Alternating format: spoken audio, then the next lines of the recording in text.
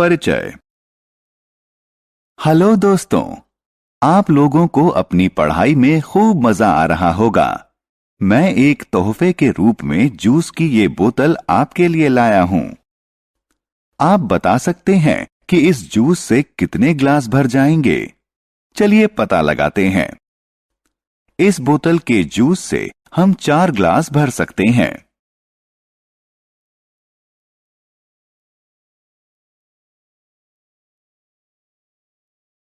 आओ सीखें। उन पात्रों की तुलना करना जिनमें अलग अलग मात्रा में लिक्विड यानी तरल आता है। अलग अलग मात्रा वाले तरल को रख सकने योग्य पात्रों को बढ़ते या घटते क्रम में लगाना।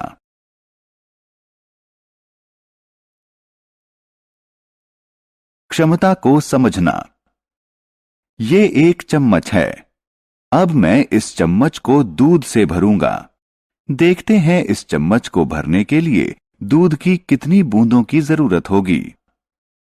ये मैंने डाली पहली बूंद और ये है चम्मच में दूध की दूसरी बूंद। लेकिन चम्मच तो अब भी खाली है।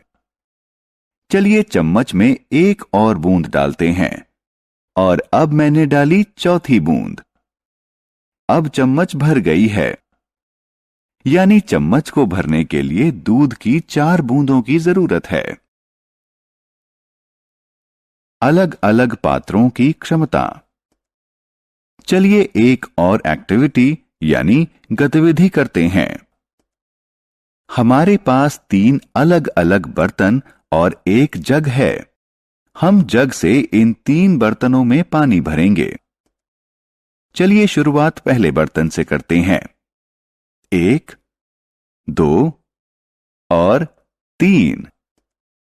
यहां हमने देखा कि पानी के 3 जगों से पहला बर्तन भर जाता है। आइए अब दूसरा बर्तन भरते हैं। 1, 2, 3 और 4। देखिए बाल्टी भर गई।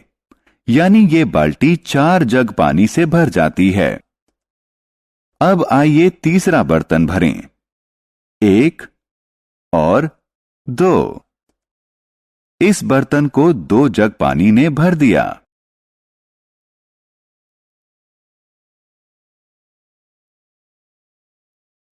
अलग अलग बर्तनों की क्षमता।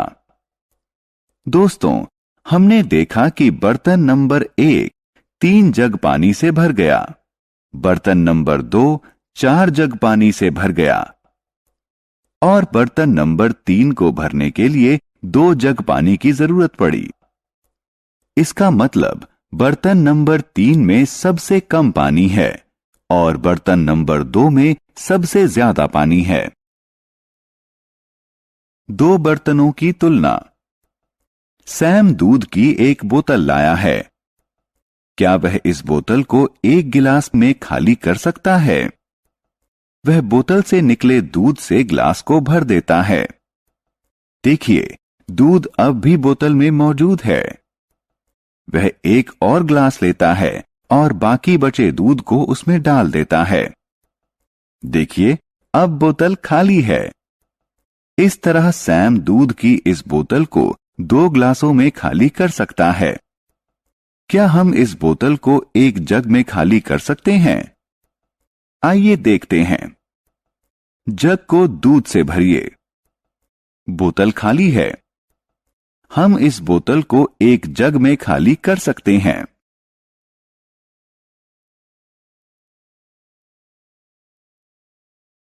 क्रम में लगाना। दोस्तों, हमारे पास 3 अलग अलग बर्तन हैं। किस बर्तन में सबसे कम पानी है?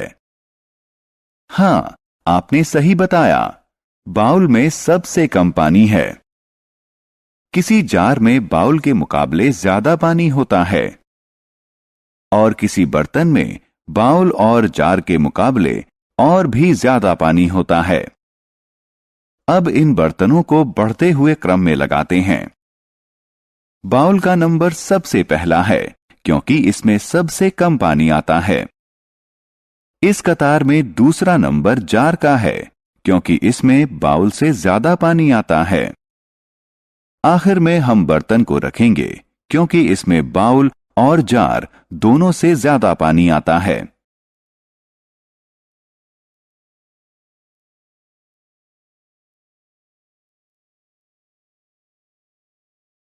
हमने क्या चर्चा की? हमने तरल वाले बर्तनों की तुलना करना सीखा। हम बर्तनों में मौजूद तरल की अलग अलग मात्रा के हिसाब से उन्हें एक कतार में लगा सकते हैं।